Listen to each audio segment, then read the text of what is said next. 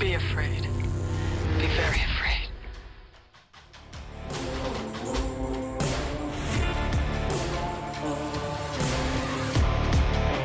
Fire the shotgun, spraying that giant bug's gut sack with buckshot and busted windshield. Spider innards splatter everywhere, and you fire again. Then the spider lights up and tumbles over the rear end of the Charger, landing on its back, those impossibly thin legs flailing in the air as it tries to right itself. It won't be trying for long. You're already out of the car. You're already reloading the shotgun. It's such good writing. It is. That's Norman Patridge in one of the stories. I should plug the name of his story as well. In An Ill Wind Knows Your Name, which is one of the short stories in the Joe R. Lansdale Drive-In Multiplex collection that is in honor of how amazing Lansdale is. I got 2 copies. I got one signed by all the authors, too. You can't see that one. It's somewhere Ooh, over that's there. cool. Yeah, That's it's cool. It's hidden. It's in the safe. I've got a couple I want to put into a case, but we'll get there when money gets here. I got Welcome what to do you call it, Xenomania, autograph. guys. I was gonna say I got an autographed copy of The Crow somewhere. Oh, sweet. He was cool to meet. He hates the original Crow, by the way, the author. Slipping on his name, but he hates the original. And he was hoping that the remake would be great. Joke's on you, the original's still classic. Yeah, the original's really good. I would put at Really? least one of the sequels above the remake. Yeah. Wicked the Prayer. remake At was least hot one of garbage. them.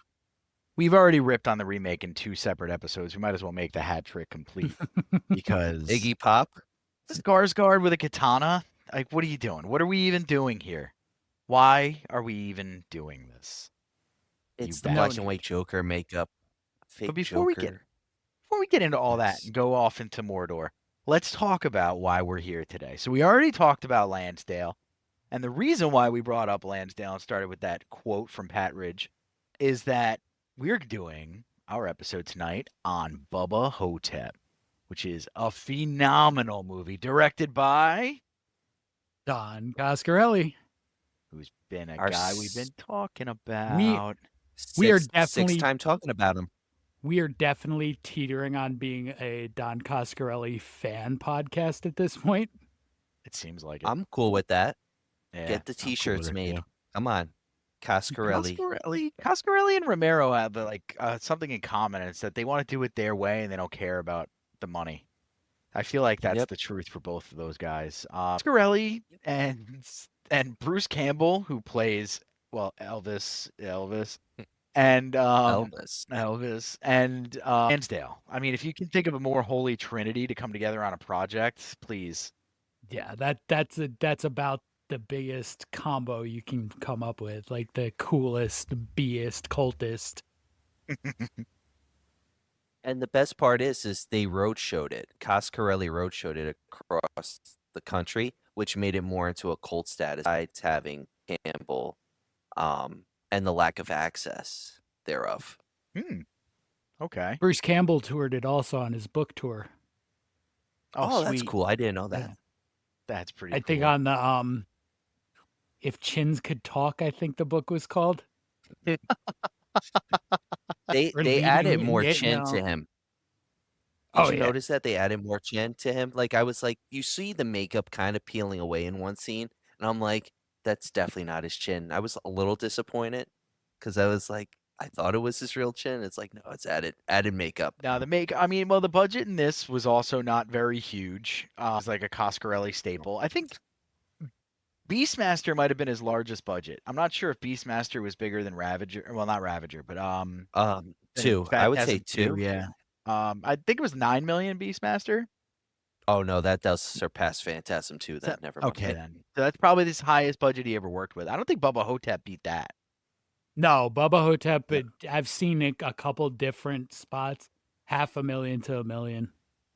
That's it. Wow. They did a pretty good job with that amount of money, though. I mean, he always does. That's a Coscarelli specialty. Yeah. You would think that he spent 25 on this, to be honest with you. Mm-hmm. I think, anyway, after a few things in the rewatch. Except for the makeup that Ryan was talking about. And the scarabs. this, you can tell they're fake. They're like the little plastic ones you get at like you're going on a family trip and you get them at the gas station because you think they're so cool. That's a fair point. Yeah. We didn't do I mean, anything clever with the scarabs. I loved them. I thought they were cool, and you Mhm. have a cool scene with, not to jump, but you have a cool scene with Bruce Campbell, Elvis fighting one, and then of course like the earlier scene when with the older lady, which is right in the beginning. But we'll cover all that. We'll cover that. Yeah. So we're talking about Bubba Ho-Tep, which is this phenomenal movie. Bruce Campbell plays the lead, who's Elvis Presley. We can just get that out of the way right now. And Elvis dies after, what was the injury? A hip, from too much hip thrusting? Yep. He fell. He broke passes his out. He hip. doesn't die. Yeah, he breaks his hip or whatever. He wakes up from a coma in a nursing home 20 years later. 20 years later. And things are not as they may seem. It's up with Jack, who's a black man, and also JFK. John F. Kennedy. John F. Played by Kennedy. Ossie Davis. Played by Ossie Davis. And those two have to team up to take down an ancient evil that is menacing the nursing home. He had some nice cowboy boots, though. Bubba Ho-Tep, Bubba Ho-Tep is a mummy. played by Bob Ivy. You guys aren't aware yet. Bob Ivy did Bubba Ho-Tep. He did the mummy parts. Yes, he did. And they went into they do the lore stuff and everything in it, which is fun. So the mummy doesn't just like slash and grab and things like that. He sucks souls, but he does it in From the your way, ass. and that's Japanese and Egyptian. And there's a few cultures that do it where you can get your soul sucked out of your ass. You played Elden Ring, right, Ryan? Oh, 100%. Yeah, you did with me. 100%. Yes. There's the dung eater in that comes from one of those ancient entities that steals your soul from your butt. I just killed him. I didn't even do his story. Like I accidentally I did like the whole dung eater ending. Yeah, I the wanted whole to, dung eater. and I just slashed him, and he was like, "Come here," and I was like, "Oh crap, here we go, Yeah, here we go." yeah. There's Still like wearing 6 level 1 playthroughs, armor. like I did, to be like, I might as well do the dung eater ending. But anyway, so like Bubba Ho-Tep, the name for the mummy, so that's also the name of the film, and it's a cool start to it. It starts out and it rolls into like a weird monologue, right? Mhm. Where he's talking, yeah, Bruce Campbelling, and he's talking about what's he complaining about in the monologue? Well, Playing about his wiener. You could say Yeah. it. It's okay. You could say He's- wiener on you. so He is aging Elvis confined to his nursing home bed is unable to prove he's Elvis, but he also has a cancerous pecker. That doesn't work. Oh, Peter Popper cancer pecker. I'm not sure which he's more upset about, the cancerous part or the fact that it doesn't work. no. Probably the fact that it doesn't work. It's Elvis. He's been putting Mhm. that thing down for a while. What do you think Elvis's body count was? Real talk. Did he beat Wilt? I mean, sidebar, did Wilt inflate his numbers? And Yeah. is he a man?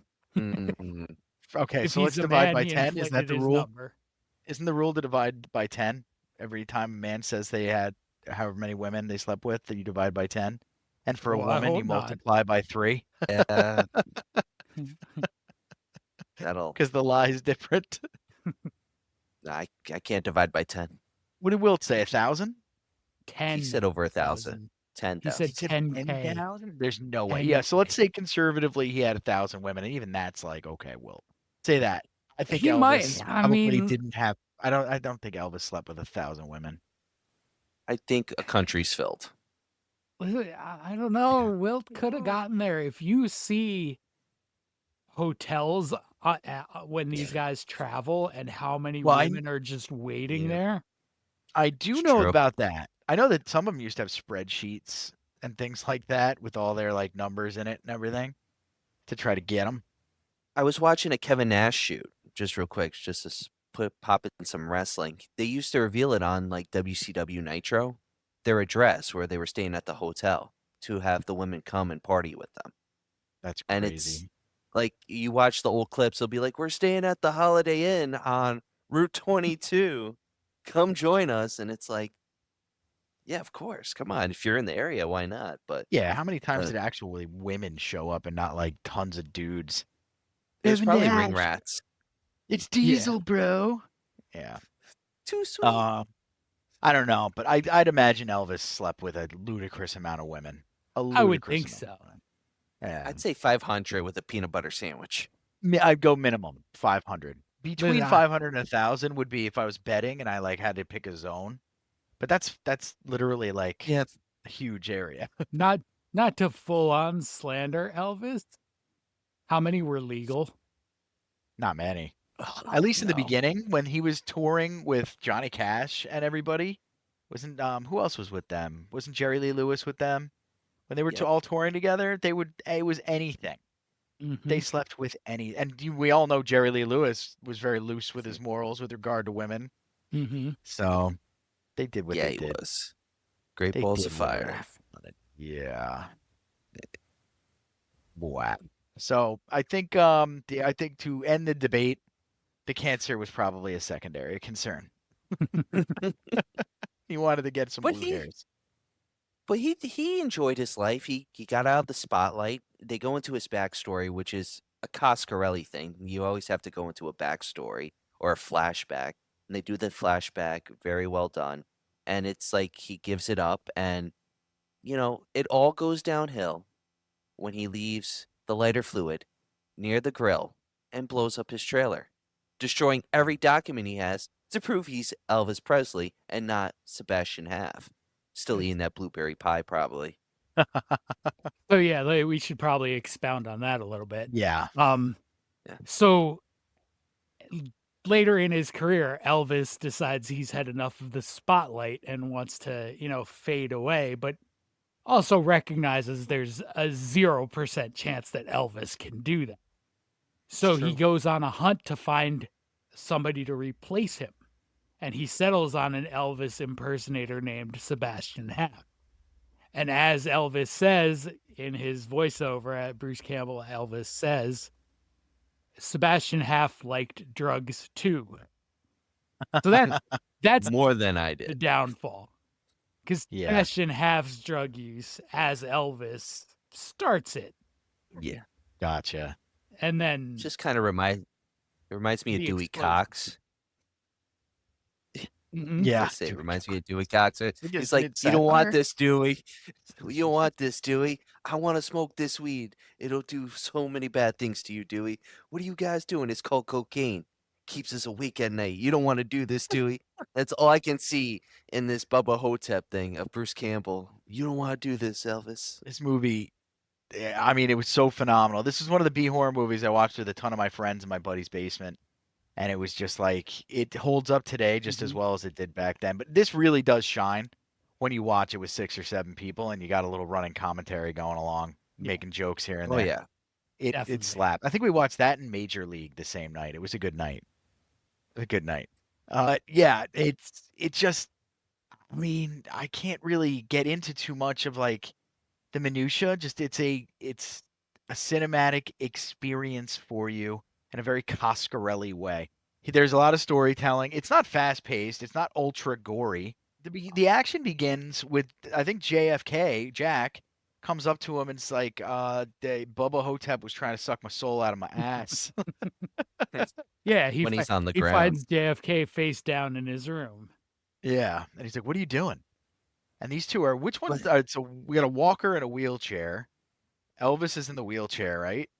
Elvis is in the walker with the walker. And the walker. Yep. Throughout. And Yeah, up until the end, JFK can walk. is mostly walking.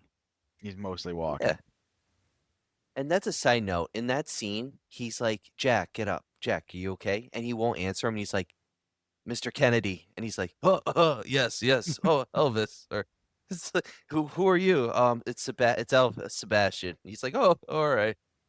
But he won't respond to anything except if it's Kennedy, which is hilarious, especially later on, where he's like, I went to the library with my niece. And I'm like, no one knows you're here. You're supposed to be Mr. President Kennedy, and you just came back from the library with your niece? Like, what's going on here, Jack, Kennedy, John? It's good stuff. JFK is also just like the level of conspiracy that he builds into his story. That the assassination happened It was LBJ, Hmm. and they decided to stash him in a nursing home. And when Elvis calls him out on it, like, well, you're black. He's like, yeah, they dyed me. Probably one of the best moments of the whole movie right there, too. There's the fact that they wrote him. It's so shticky. There's so much humor in it and so much. It seems so ridiculous on paper. When you're watching it, you kind of forget that you're taking it seriously, too. It's a Oh, movie. Like, it's a absolutely. real movie. It's got beats and signposts and all that, and you're enjoying the hell out of it.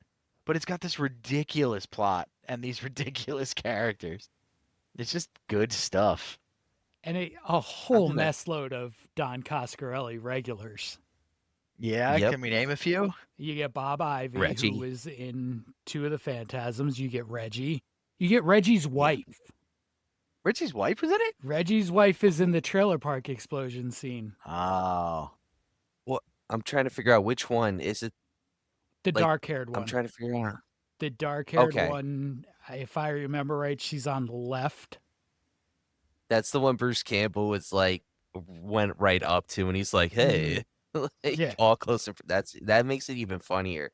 Just Mhm. I gotta say, when I saw them on screen, I had such a big smile on my face. But I wish it was like Ash and Reggie from Phantasm talking, not Elvis and Reggie the home caretaker. But Reggie was he was great in it. It was just weird to see him with short hair, Mm-hmm. no ponytail. You can Yeah. sort of make Ash and Elvis together. They did a Army of Darkness crossover comic. Yep, I That's heard cool. about that. That's cool. I didn't know about this. That's something that the Barn Publishing would really promote. More stuff like that. And you get Jennifer from Phantasm Oblivion is the daughter of Elvis's dead roommate. Okay. Yep. That was I was trying to. Reggie's one true love, who was a true woman. Yeah, the only real lady he actually Yeah. tried to bed. Huh. Well, Reggie. And he had a chance this time around too, probably, and he probably fluffed it up. Well, I mean, his wife was on set. Oh, personally, I don't know. Yeah. But what causes the mummy to start menacing a nursing home? Can anybody explain that circumstance for the listeners? Accident. What Pure kind of- accident. But the mummy, basically the whole crypt was basically taken. The whole tomb was taken, stolen by these burglars, and the bus that they were driving literally crashes over a bridge. The bus crashes into the water, floats down to the bottom, and the mummy's released. It's pretty simple. Coscarelli simpleness, which makes it Mhm. great. And then the mummy settles on the nursing home because, as JFK explains, there's a lot of easy souls to take. Ah, it does make sense. They can't run. Mm-hmm. They have bum hips and stuff. Mm-hmm. It's true, That man. Lone Ranger guy, he can move though. He can move.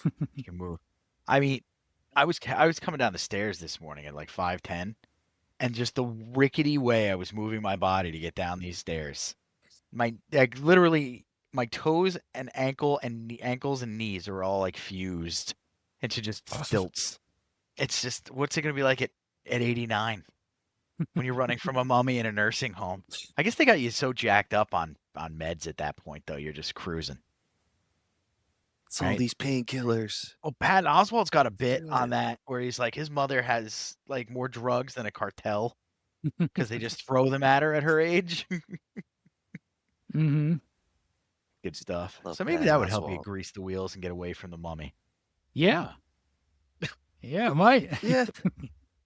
Is there anybody else in the cast besides? It's like, we'll just Victor away from this talking point. You guys aren't biting at all.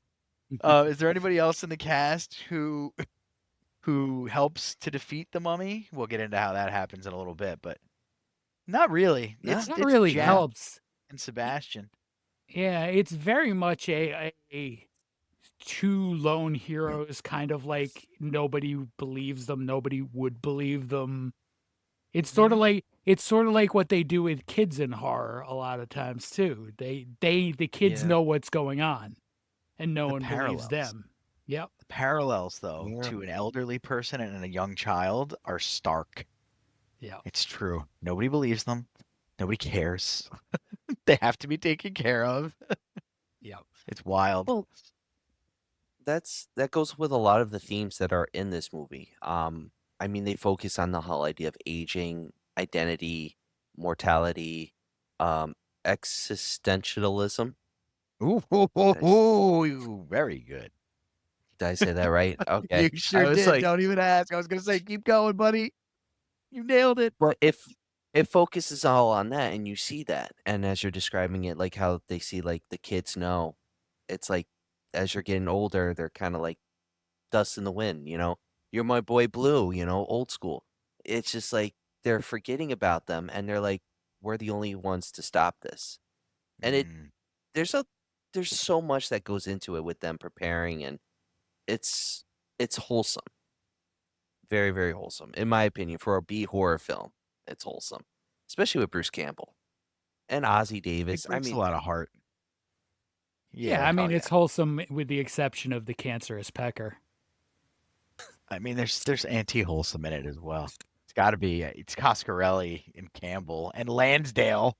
Mm-hmm. Bruce Campbell comes back though. It comes back. We should have dug up some info on Lansdale. What Lansdale was on when he wrote this one? Actually, we should have. So we didn't mention lot. we mentioned Lansdale and showed you the book and everything, but Lansdale's an author who wrote lots of crazy crap. This Lots being of not crazy even this isn't even close to crazy compared to some of the things he's written. So yeah, just put that in your head there, dear listeners. Even the normal stuff he wrote is crazy. Like it's he's got detective books that have this whole wacky sense of humor, but not even just humor, just these wacky beats and just everything he does is a little bit different from how other people do the same thing. Which is, I think, one of the reasons why he's so loved within, especially the horror community. But he's loved by other authors because you can't emulate him. You can't. You could feed as much Joe Lansdale into Chat GPT or whatever else you wanted to. It's never gonna spit out Lansdale because No. you can't predict it. You can't. You can't copy him. He's. No. I don't think he could copy him. That's the other thing. I think he's like one of those heart rate monitors where the beat's irregular, like it's all over the place. He Mhm. doesn't know if he's peaked or if he's in a valley or whatever, and he's just crushing through work. Yep. He's got his hands in everything, and that's what makes him a great writer. I feel like when you train or practice to be a writer and want to be a writer, you have to at least try everything or have your hand in everything. Whether you're successful or fail, you got to try. He succeeded at everything. I mean, everything he does either makes you feel like wholesome, it makes you sad, it makes you laugh, you know? Even from a children's perspective, like we were talking about it beforehand. I'm a big Batman fan. He wrote 3 episodes of the animated series, which are excellent. And I didn't even know that, and I had so much respect for it. And it's like he connects with a lot of people, all ages, funny enough. It's just, He's a you just good gotta dude. look into it. Mhm. He's a good dude. He messaged me, was asking in a group. And this is well before I ever wrote a book. I was asking about where I could get my hands on a novel he wrote or something, and it Mhm. was out of print. And he messaged me on Facebook Messenger and asked me. I think it was Facebook Messenger, but it was like messages within Facebook before that was all a thing. Okay. And he was like, "Call my daughter. She's got some. She'll get them to you." And I was like, "Thanks, Joe Lansdale." Like Is this I don't real? even think. Yeah, but no, but here's the funniest part about it. No further information was provided. Like he didn't link me to her account. He didn't do anything like that. So I never followed up because I was like, I'm not gonna hunt down this guy's daughter. This is like, but it was You just just know so who like his daughter is. because I guarantee he was like on his way to go grab a cheese stick and get back to the word processor because he was doing something. He's like, oh, this guy wants to read one of my stories. What a nice guy. Just shot out a message to some idiot, me. But it's cool, man. I like people like that. Mm-hmm. And he's kooky. Yep. He's kooky in Yep. real life too, apparently. That was a cool one. I forgot So- about that until this episode, by the way. Coscarelli found Lansdale completely by accident too. Really? So he tells Okay. the story. He went in a bookstore and asked the bookseller for a recommendation of some horror. And the Oh, guy took him to a Joe Lansdale collection that Bubba Okay. Ho-Tep was in, and then it just went from there. And you That's get this pretty cool. amazing movie out of an accident. I mean, See, that's a very cool. happy accident. I like that. That's perfect, actually. It's perfect. I wonder how many collections Lansdale has at this point. It's probably like 40. There's a bunch. There, Yeah. I didn't count them, but I was looking at the list to try to find the collection that I hadn't lent that never came back. Mm. But Gotcha. there's 30 at least, probably. Which is insane. Okay. Figure Mhm. 18 stories, give or take, because he packs them Yeah. with stories usually. It's not like King where there's 6 or 7 long like novellas and stuff in it. Mhm. He jacks stories in his things. Oh. So that's Lansdale. Lansdale's the inspiration for the film. Coscarelli is the producer, director of the film, And Yep. writer. and writer. He wrote the screenplay. Well, he wrote the I didn't know screenplay. that. Screenplay. Yeah. I'm not surprised the book. Lansdale didn't do it himself when they linked It's- up. That would have been cool, actually. I wonder if he Think would have cool, right? added more detail. Lansdale? Probably. Lansdale's writing has a lot of imagery for a wacky kooky guy. He does, like, you get pulled into his stuff. He does imagery so well you don't even Yeah. realize it.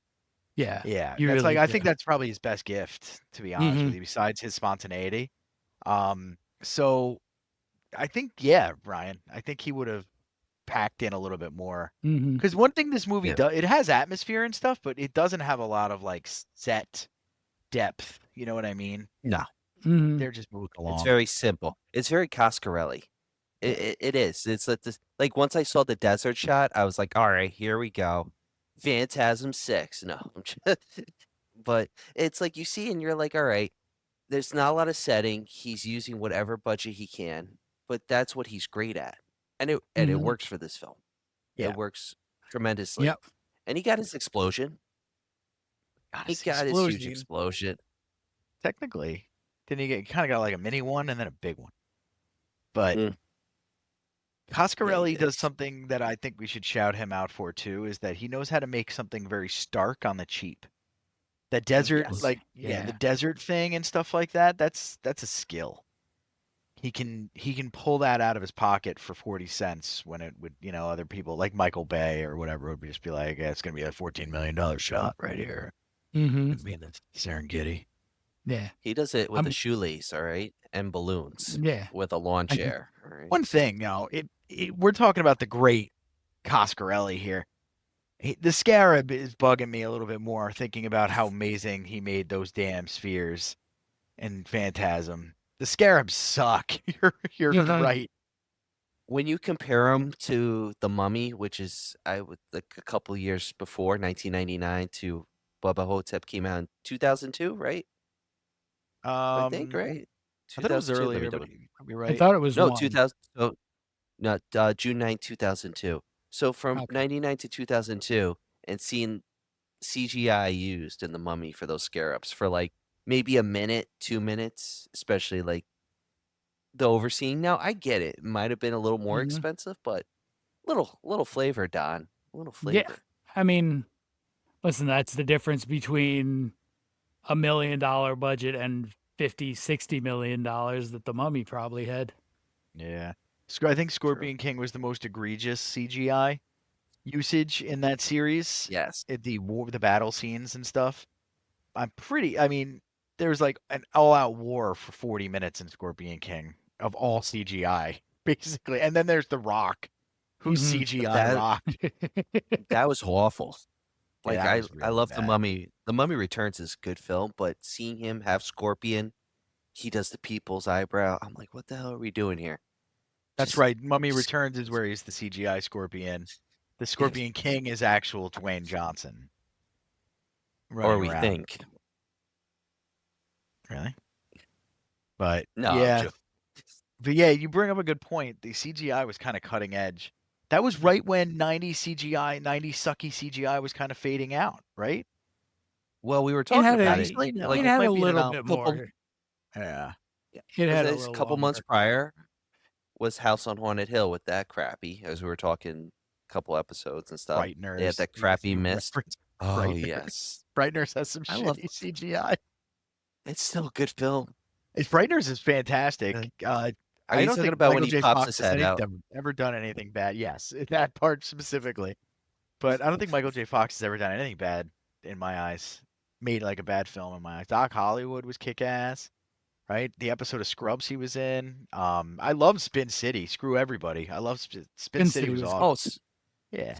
but Spin City with him was great. Charlie Sheen was okay, but just Michael J. Fox had it down pat, and it worked. And plus, when Charlie came, all the other the original characters left. Sorry, not to get on a Spin City rant, but that's when it went down. Yeah. The only show that was like successful where everyone stayed in recent '90s time would be like a Just Shoot Me. I don't know if you guys watch Just Shoot Me. Is Michael J. Fox in it? No, but it was David Spade, the Oh. poor man's Michael J. Fox. That's a pretty good line right there. No. I don't know. We're gonna come back to Michael J. Fox in a future episode because I am going to find a bad Michael J. Fox project. Do it. I mean, we're thinking about it right now, Oh. though. Nothing comes to mind. We're not. The Back to the Futures are all pretty good. Yep. We can't even come close to saying those are bad. The 3D original was fun. what was the name of his show? Where he got his start? Family in the Ties. beginning? Family Ties. Family was good, Ties. too. Family He was Ties on was Curb good. Your Enthusiasm. Yeah, he does well there. I think I already referenced the Scrubs episode. What else? Secret of My Success. I don't know about that That's one. a good film. Is that the one with the kid? Or I'm thinking of the other one. No, I think you're thinking of another one. Secret of My Success was Yeah, yeah. filmed partially at Lasden Park, though. Oh, cool. Ooh. At the local park where we are, listeners. Dox us. Don't. Please don't. It's not even that local. And that's true. Good point. I mean, I've seen some people. You ever see the ones where they just show a picture of like a table indoors on Reddit, and then then somebody posts the coordinates of where it is? That stuff is wild. I hate that. Anyway, so Bubba Ho-Tep, back to it. So yeah, we got two geriatrics that may or may not be legends. A mummy, an infamous villainous mummy who's sucking souls out of butts. And I mean, let's call a spade. And we have the badass nurse, too. Oh, we got our faux ratchet. Yeah. What Ella does she do, Joyce. Mr. Solomon? She has the unfortunate job, among other things, of applying the ointment to Elvis's cancerous pecker. Which made me wonder, which one of them do you think has the worst role in that? Is it Elvis Probably. having to have somebody massage his cancerous junk? Or is it the person who has to massage Elvis's cancerous junk? The person who has to massage it. don't Depending on know. how It's big of an both. Elvis fan she is, though. I don't know. I mean, she I does feel- not believe that he's Elvis at all. There you No, go. So then it doesn't- Sebastian has. There's no joy in it for her. There you go. And he But can there feel doesn't that. seem to You be can- any joy in it for him either until. Till he has Yeah, a I mean, plan. the fact that there's an until kind of So- tips so he the may- scales. He makes a point of saying it's been 2 presidential elections since he had a boner. They like to keep our mind back, putting it back on the fact that there's president in the building Mm-hmm. as well. So, yeah, I forgot about the nurse. So that would be a supporting cast member. What does she do that's besides massage his junk? Mostly humiliate him. Like she's Yeah. she's a great character who like comes across as somebody who's seen everything and has heard this Elvis story every day for a decade and just is over the Elvis story and just wants Sebastian Haff to just stop being Elvis. Oh, that's not going to happen. Tracks. He is Elvis. Come on now. He's the Elvis. Oh, he's definitely Elvis. Yo, I mean the ending. So we'll do the ending. Spoilers, blah blah blah. You're listening to the podcast. You know the deal. So Spoilers. we get to the ending scene. There's a big showdown. They come up with a plan because they're old and they can't fight it physically. So the plan is to Basically, they're going to bring him out to the field. That's the first thing. They're going to lure him into the field. You got JFK, Jack. You know, he's got his motorized wheelchair. And then you got Bruce Campbell. We got Elvis. He's got, like, gasoline, rubbing alcohol in this, like, I guess, weed canister that he's going to spray Bubba Ho-Tep with not only matches, but a lighter that he found. And chaos basically ensues in the middle it's of the hilarious. woods. It's hilarious. And oh my God, it's great. It's so Bruce Campbell. I did feel bad for Ozzie Davis though, when he gets bitch slapped. Like it's horrible because all I thought about was the movie How High with Mike Epps with the powder. I was like, "Where's your powder, Bubba? Where's your powder?" I You mean just that slap is good. That slap is good. Yeah. It killed him. It killed him. Jars you right out. One of those I feel bad that I'm laughing this much at this moments. Yes. So doesn't Elvis get in the chair, by the way? Yep. At some point he rams him with the chair. They both go off the cliff or down the hill or whatever it is, and they end up slamming into the ground. And then Elvis gets a chance to light up Bubba Ho-Tep again, and this time it works. He lights the lighter and he finally flames on. And they defeat the mummy, and that's the great climax moment.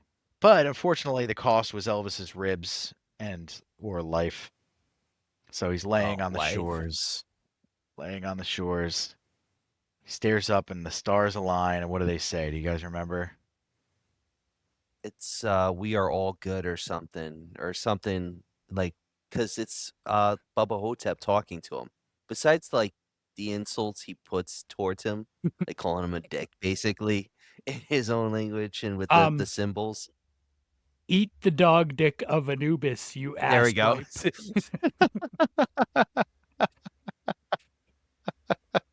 That is who do you think? I wonder if Lansdale wrote that or if Coscarelli did put that in the script. I think it's got to be Lansdale writing. The graffiti on the bathroom wall is the same thing. Pharaoh gobbles donkey goobers, and Cleopatra does the nasty. Yeah. I just love how in that scene where Bruce Campbell's like, it was probably one of the tenants losing their mind. He's like, no, it's this mummy. He's like, yeah, all right, okay. Jack, Mr. Kennedy. And I'm Elvis. I am Elvis. I'm trying to figure out exactly what it says because it's the direct answer to that when Elvis says, thank you very much. And then he dies. Thank you very much. Yeah, and he dies. So it's some kind of like, whatever, like, we're easy kind of thing. I forget what it says to him exactly. All is well.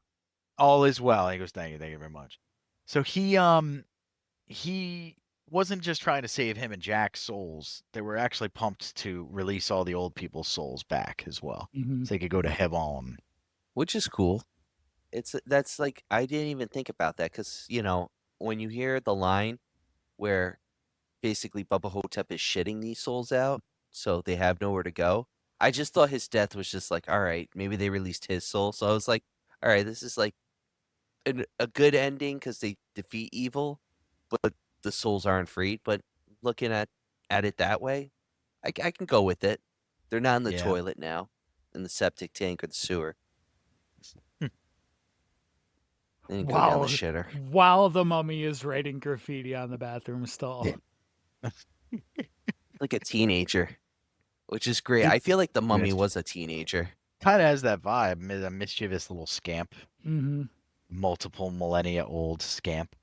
They do so many cool things throughout this with the JFK character too. Like when they go into his room and the walls are just pictures of people related to the assassination. Oh, there's Lee Harvey Oswald. There's Jack Ruby. There's and Did you see the carpet? The blue No. carpet is presidential carpet. Oh, cool. His I didn't presidential put that carpet. together. I wasn't It's aware. basically the Oval Office, and I'm like, Mhm. this is ridiculous right now with the little setup behind him, the little assassination See, dolls. that's little touches right there. Mm-hmm. But Yeah, I don't remember the little this in the piece of dialogue as they're going off to battle the mummy. Elvis asks JFK about how Marilyn Monroe Marilyn was in Monroe. bed. That's classified. It's Yeah, classified, that's classified. but wow. Just a good movie, good hang. There's not much else really to chip away at with it, really. After wrapping up, low budget, absolutely friggin' nailed it. We need more of it. We need more Yeah, we Lansdale do. adaptations, but unfortunately, I Mhm. don't think we're gonna get anybody as eager as Coscarelli was to do that one particular one. And while we're at it, let's get some serious Barron adaptations too. He makes some awesome Yes. horror movies from those short stories. Mhm. Langan, all of them. Let's get after it. Gemma Files. If they just did into our experimental film as a movie, I would be so down. That would be a terrifying movie. It'd be a good one. And if you haven't read it yet, it's fantastic. It pulls folklore in with the concept of Lady Midday and stuff, which is cool. She's like some entity that comes and kills you if you're not working hard in the middle of the day. It's a cool concept. Ooh, that's Yeah. a cool concept. It's She's very been doing that in Irish. the book, but it's very, yeah, exactly. It's kind of to keep you Sorry. going out there. Like, oh, you want to take a nap under the tree, do you? Don't be around Yeah. when Lady Midday comes.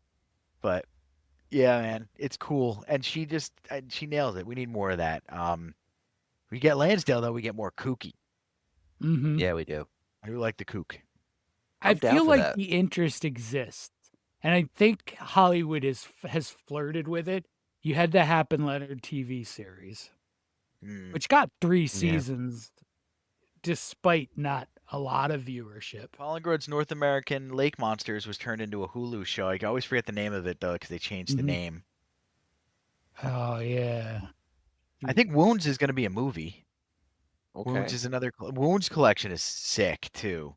Just the Skull Pocket story is fantastic. It's a bunch of ghouls who are leaving the crypt and they go into like a carnival. But the ghouls, when they're bored, they don't play soccer. They play Skull Pocket up in the Oh, that is up in the actually cool. graveyard. Yeah, like that. that's another one he nails. That's a cool one. It's- They have their own little society, but it's weird how he writes it. It's so good. Definitely grab Wounds if you haven't yet. What else? Let's see. Writing that down. Oh, dude. Yeah, I would offer to let you borrow it, but get Nathan some money. And it's a cool one to own. I can't think of any other. 30 by Barron was adapted into a movie. Annihilation was Vandermeer, and then everything Mailerman, does gets kind of a shot. And Mhm. every other thing he writes gets into a film here or there. He's the Stephen King chosen one. So got that The going for chosen him. one. Chosen one. Yes, Sorry, I'm sir. thinking of Chosen Kung, one. I'm thinking of Kung Pao right now. Got me. Chosen Yeah. one. Wheel, Over and wheel, over wheel. again. Sorry.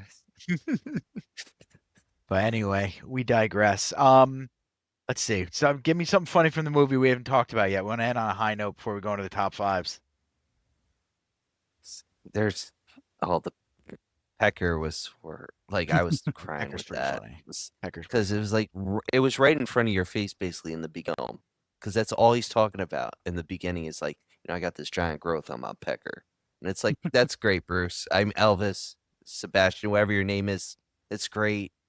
And he's like, am I it's just been dead. Oh, that's great too. It's like that was like the hero's arc for the pecker. It came back. Mhm. As I The almost lost the adventure left. the adventure revitalizes Elvis. He moves around better as the movie progresses. His pecker comes back to life. Like he needed a purpose. Yeah, I think that's Sure. the overarching message. Well, not really. If there's a subliminal message, that might be it. To get out there and hunt mummies, kids. But yeah, that's Bubba Ho-Tep, guys. That's Bubba Ho-Tep. So we're gonna roll into some top fives, and as always, we're gonna start with Ryan. What do you got for us tonight, Ryan? So I feel like you hear nursing home, you think of safe place. So Not at all. I Not remotely. all right, all right, all right, Read fair, Terminal Link from Martin Kearns. fair, fair. But it's deemed a safe place, right? So I thought, what are places in horror films that we haven't covered, we haven't discussed, that are safe places, quote unquote. And first, we're going to start off with a film written by Dean Koontz under the pseudonym Owen West. It's what did I say? Pseudonym? Is that a medication out of like East Germany? Sodium? Sedonium. Sodium. Sedonium for your Sedonium. anxiety may cause explosive diarrhea. It's gonna give me explosive diarrhea. Once every 5% chance. The movie I'm talking about, directed by Toby Hooper, The Funhouse. Funhouse Concerns. is an amazing one. It is phenomenal because you think, okay, you see these four Midwestern kids, you kind of already know something's going to happen. You get like, there's a foreshadowing, but it's supposed to be a safe spot. It's a safe place. And then they get trapped and start getting Okay. picked off one by one. You know what's cool about But- Funhouse, by the way? There's a line in the book, Funhouse, where the guy, because the creature is his son, Yes. and he began hating the fact that this deformed thing came out of his wife, and then the line in the book that Kuntz came up with was, instead of seeing it as a punishment from God, he began to see it as a gift from the devil. I read that at like 12 or 13, and I still remember that line. And there's a scene where there's a slutty girl who tries to seduce the monster. I remember that too Yes. because I was 13. But the line stuck with me too, and I'm proud of myself for that. Isn't that a sick line? I That like is a good line. That's one of the reasons why I still credit Kuntz as being one of my early inspirations because he could write, man. The scene with the girl still in the movie, that line should have been in the movie That was as like a that line. narration or something. That line But made the they- book. That would have made the movie. I mean, the Yeah. movie's good. It is what it is. Toby Hooper's a great director. The movie's a decent watch, but there are elements that they could have included in the book that would have made it 10 times better. Mm-hmm. And speaking about books, this next movie connects with the main character who's an author, where you think a safe place is like going away, trees, quiet, but especially when you're like deaf and mute, but when there's a killer on the loose, especially in Hush, all shit hits the fan. Well, it's supposed to be It a was safe just place the for way her. you shoehorned that in there. Nice safe place, lake, beautiful sun setting. But you're deaf and mute, and You can't hear any of the birds. yeah. Can't. That's what makes it so perfect. But the movie is creepy. Mike Flanagan directed and co-written with Katie Siegel. I caught this a little later on. It came out in 2016. I watched it 2020 during the pandemic, and it's like as a writer, you're like, oh, it's quiet. I mean, minus being deaf or mute, it's quiet, secluded, nothing can go wrong, and then bam, you got a killer at your door that you can't hear nor speak to. But that's a whole other story. I don't think she wanted to speak to him anyway. But it's cat and mouse. It's a good film. It's a good watch. Mm-hmm. I mean, now It's Katie Siegel, the Katie Siegel. Am I thinking of the same or the right person? yeah, Katie Siegel. I think she's starring in it too. Okay, I didn't know she wrote. Yep. Cool, man. She's written a couple of pieces. I really thought because her and Mike Flanagan, I don't know if they're engaged, but I thought it was more of a writer actor situation. And Got then it. I learned more it was a writer situation, and then she just kind of like acted as like the side gig. Funny enough, Oh, so okay. like acting's like bread and butter, and then writing is like I flipped it around. So acting's like the main thing, and then writing's like the side piece. Whereas like Got if it. something's hit, so. But kind of gets into another great writer and director, in my opinion. It's more of modern film, 2017. But wouldn't you feel it's safe when you're gonna meet like the in-laws or your girlfriend's parents for the first time? It's like pretty safe. Mine was a quick high and by. I just No. in and out. No PTSD. That's a John. horror movie in I'm its sorry. own. You come down from upstairs. Hey, I'm Ryan. Grab a piece of sausage and you walk out the front door. Hey, hey, going on? I'm the guy that's putting his cancerous pecker places. Oh God. I mean, if Get Out was like that, it would have made it a definitely different movie. But my number 3, or I'm sorry, 5, 4, 3 is Get Out. Okay. Now I understand Yeah. why you used Get Out as your example before. Because I was like, whoa. Okay. Yeah, no, that seems safe. Nice Jordan little rich Peele person directed. town. Yeah, the twist in it, and it's a good watch. It's a good psychological watch, and you know, you Daniel. I'm just gonna call him Daniel because I'm afraid to pronounce his last name. Kyle. Is it Kailua? I was gonna go that way, but I didn't want to like butcher it. Um, he's a great actor, and his character arc and him kind of overcoming what these people want to do with him, basically take over his body. Um, it's another good watch. Yes. It, It's a metaphor. It's a metaphor, everybody. It's a metaphor about how white people are appropriating black culture. Get out. Get out. It's very interesting that you put that metaphor in an episode with a movie about Elvis, who appropriated black culture everywhere. By stealing the blues from Muddy Waters and gyrating his hips. Like, all right, we're done. Oh, man. I'm kind of interested to see what your guys' reaction is going to be for number 2. Because that I was mean, number two. oh no, that was number 3. Leave it on. Number We're 8 minutes in. Let's get there. number 2. It's kind of like we've mentioned it before. We work at a school. School's a safe place, right? But not No. in Robert. No, it's the 3 strikes, man. You're out. It's the least safe place I go to. We try to make it safe, but in the faculty, it's definitely Oh, it's definitely not safe. give me this stroke. Directed by Robert Rodriguez, written by Kevin Williamson. It's a sci-fi horror film. Great cast: Jordana Brewster, Claude Duvall, Laura Harris, Josh Hartnett, Sean Hatasi, Famke Janssen, Piper Laurie, Baby Newirth, Robert Patrick, Usher Raymond, John Stewart, and Elijah Usher. Wood. This is when he was in the song called Usher. Usher. This is when Josh Usher. Hartnett was Josh Hotnet. We all Yep, thought he was going to be the and- next big action star. It didn't work out that way. No, it did not. But this movie holds up. Talk about CGI though. The CGI in this is rough. I mean, when they have the slithering under the skin, it works still, but Yeah. the aliens don't hold up, and that's None like of the roughest special part of the effects movie. really- yeah, like the bigger, broader special effects. Movie itself's okay, but it's a quintessential 90 or that era. I don't even know if it was 90s. I think it Oh was yeah, 90. I 99. No, 98, I'm yeah, sorry. It's quintessential, like my middle school, high school era time for those movies. Almost none of them, I think. Like that was like the era of Forrest Gump and stuff like that. All the CGI led movies didn't do well at that time. IMHO. We talk about it all the time. Sorry for you boomers out there.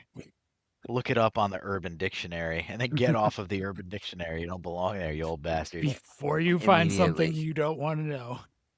Yeah. Hey John, what's the What? SmackDown mean? Oh, What's a jeez. Panamanian petting zoo? Not as bad as a rusted trombone. Well, they probably already know that one. That's their generation, actually. But all right, if that's number 2, what's number 1? All right, number I one. feel like we backtracked. Number one, you feel safe in your home. However, sometimes demons just gonna walk in and, like in The Exorcist, the demon just enters and it's just hell breaks loose. Directed by William You're like a Friedkin. Jehovah's Witness. Just gonna walk right in there. Oh, it definitely entered Linda Blair. Just saying. But that whole movie, you kind of feel like you're supposed to feel safe at home. I don't know where you're gonna be in the final cut, but you calm down, young man. If you're down there or over there or over there, I don't know who's gonna be in the top, middle, or left. But as soon as you said that, Ryan, you know what you did. I don't You even know if he what you did. I don't think he does. All I have to do is watch John. He's trying to hold it together. If I move my eyes or wiggle my nose, he starts laughing. But So it enters Linda Blair. enters Linda Blair and all hell breaks loose. Priests are flying everywhere. It's a Yeah, Exorcist is a great film. My mother-in-law always talks to me about this. Is she's not a big reader, and she read The Exorcist when it first came out, Oh God, and she way her, scarier to read it. well, my father-in-law was into Way King at the scarier. time. Oh, okay. Oh, so she was like, I don't like King. So she's like, let me give this a try. She read it. She was freaked out. She was excited for the movie. She laughed. The scariest movie at that time. She laughed at it. She goes, the book is way scarier. I She mean, goes, it's read true, the though. book. She's like, read the book and then see the movie. It's two different things. Yeah, Two different things. I don't know. I happen to agree with her. I think it's orders of magnitude scarier because it's like watching the movie, but you can't turn the movie off or pause it. Once you've That's read true. those scenes, they're stuck with you for you're like in the shower thinking about them and stuff. It resonates. It's a weird weird one. Try not to sneeze. Also.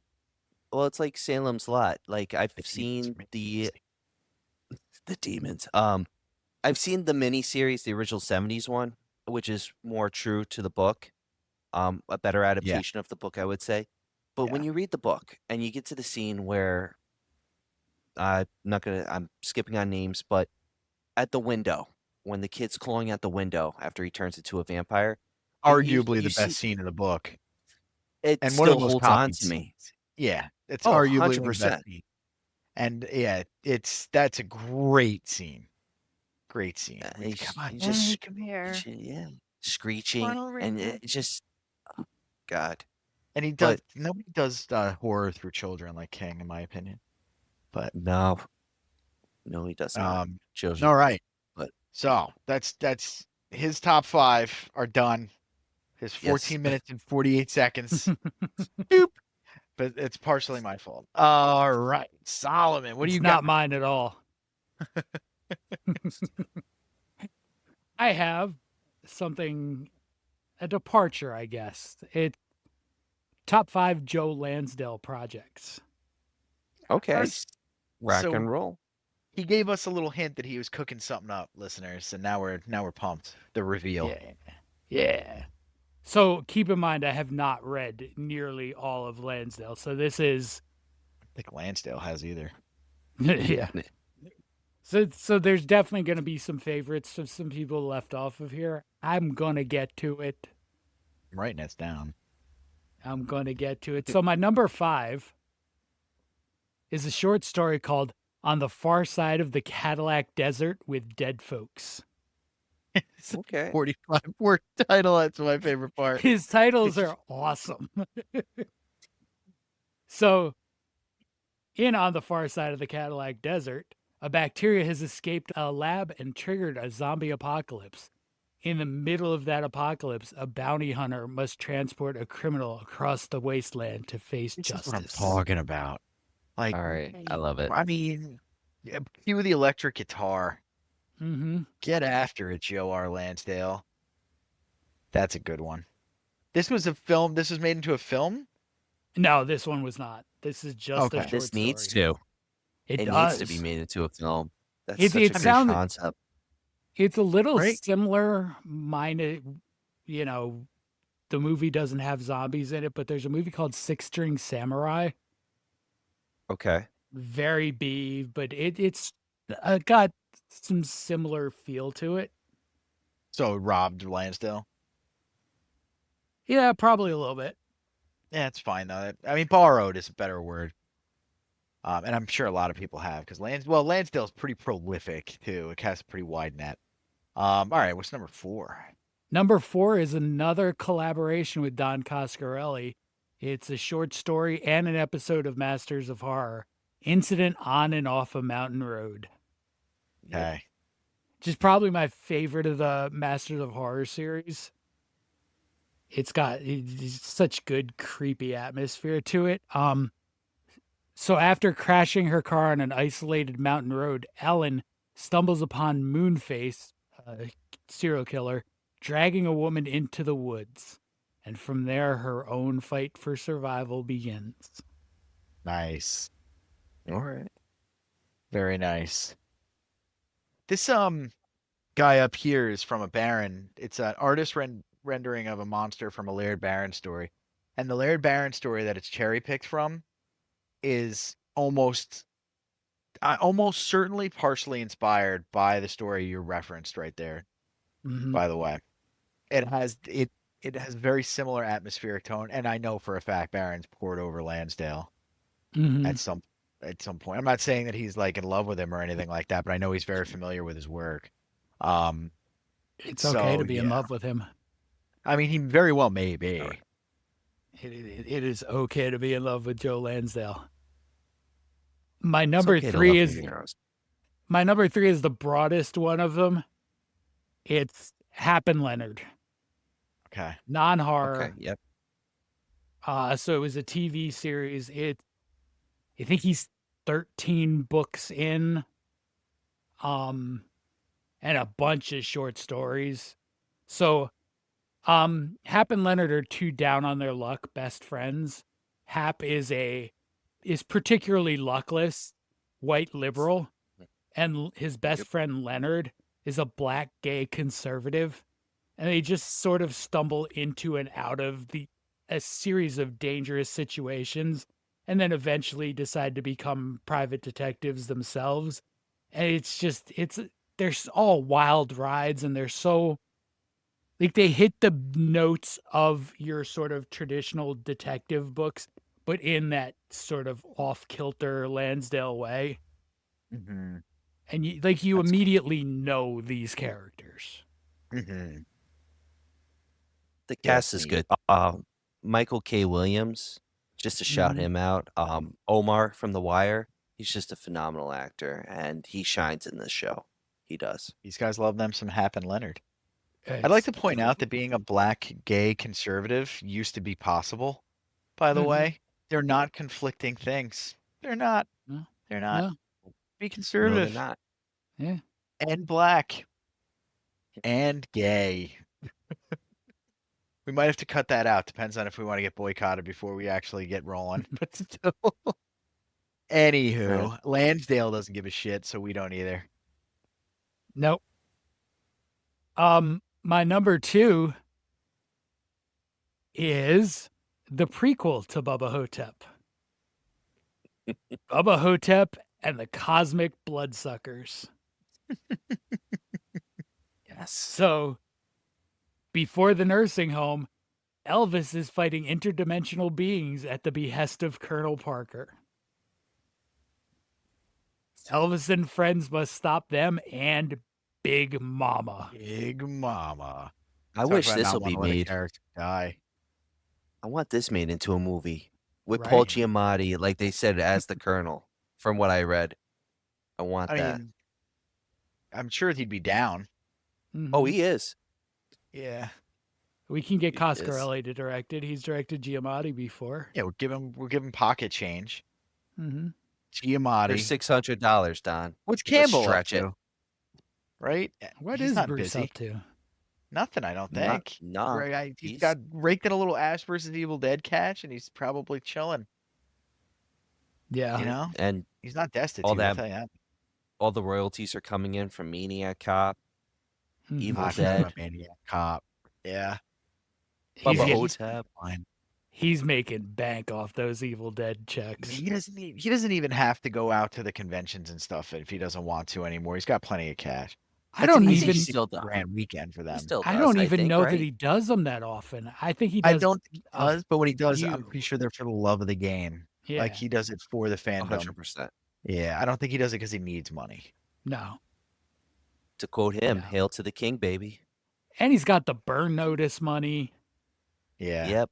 He's got money coming everywhere. Bruce is doing all right. Video games. Mm-hmm. Yeah. He's, Yeah, he's fine. he's the best. He deserves it too. All right. Briscoe stop. County Jr. Bruce. Get to the juice. And my number one, probably one of my favorite short stories ever. Godzilla's 12-step program. That is a good short story. Regale the listeners. What is Godzilla's 12-step program? Godzilla is struggling to control his addiction to burning down cities and stomping people by going through a 12-step program and getting a job melting down scrap metal. It's got appearances from Gorgo and Gamera and Reptilicus, and it's just glorious. And listeners, viewers, it's free online. Just Google Godzilla's 12-step program and you will find the short story free. And it's a 15-minute read? 20-minute read? It's like 5,500 words. Do it. Do yourselves a favor. Solid. And it's a testament to his ability. I'm torn between Reticulous and Kong being my favorite character in that story. And listeners, please read it, and you'll find out why. Oh, good. You'll find out why. That is a solid number one. All right, man. That was fun. That was fun. I hope you guys enjoyed listening. You can tell by the way we speak about this stuff. This one was a pleasure for us. So everybody, have a great evening. Have a good one, guys. See ya. Be